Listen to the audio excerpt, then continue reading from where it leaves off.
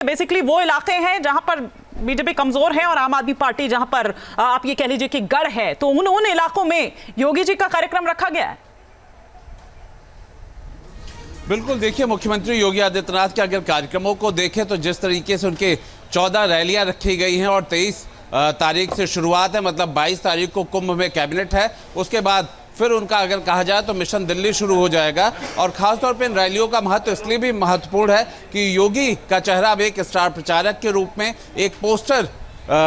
नेता के रूप में प्रचलित हो गया है। इस बीच जहां जहां भी चुनाव हुए हैं, भारतीय जनता पार्टी ने उन्हें बतौर स्टार प्रचारक हर राज्यों में भेजा है। दिल्ली में विशेष महत्व इसलिए भी है कि यहाँ पर अगर हम बात करें तो उत्तर प्रदेश के खासतौर पे पूर्वांचल का एक बड़ा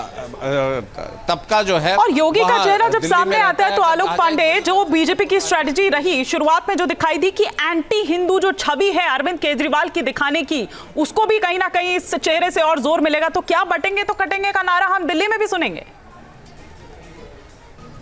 बिल्कुल, देखिए योगी का चेहरा ही इन सब चीजों के लिए बेहद अहम मान लिया जाता है। जैसे ही योगी का दौरा माना जाए या जनसभा माना जाए, वो अपने आप में इस बात की काट होती है कि वो लोग जो कि तुष्टीकरण की राजनीति अपना रहे हैं या नीति अपनाते हैं, उनके लिए ये एक बड़ा चेहरा होता है और बटोगे तो कटेंगे। इस तरह का जो नारा योगी ने दिया है वो अपने आप में महत्वपूर्ण है, खासतौर पे ऐसे जगहों पर जहां पर आप पार्टी की जो रणनीति है वो कहीं ना कहीं तुष्टीकरण वाली है। वहां पर अगर बेसिकली वो इलाके हैं जहां पर बीजेपी कमजोर है और आम आदमी पार्टी जहां पर आप ये कह लीजिए कि गढ़ है, तो उन इलाकों में योगी जी का कार्यक्रम रखा गया है।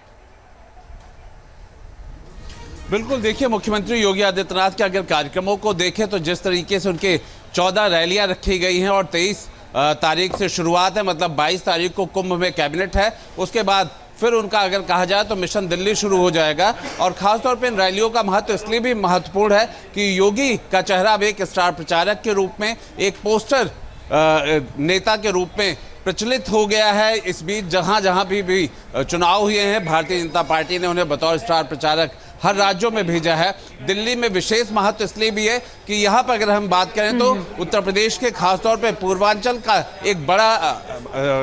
तबका जो है, और योगी का चेहरा जब सामने आता है तो आलोक पांडे, जो बीजेपी की स्ट्रेटजी रही शुरुआत में जो दिखाई दी कि एंटी हिंदू जो छवि है अरविंद केजरीवाल की दिखाने की, उसको भी कहीं ना कहीं इस चेहरे से और जोर मिलेगा। तो क्या बटेंगे तो कटेंगे का नारा हम दिल्ली में भी सुनेंगे।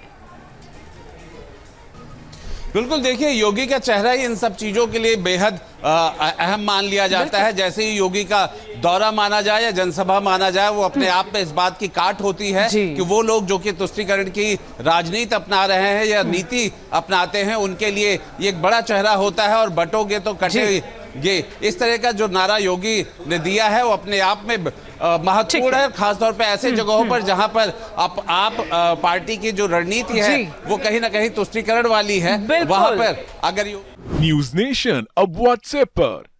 खबरों की ताजा अपडेट के लिए न्यूज नेशन के इस QR कोड को स्कैन करें।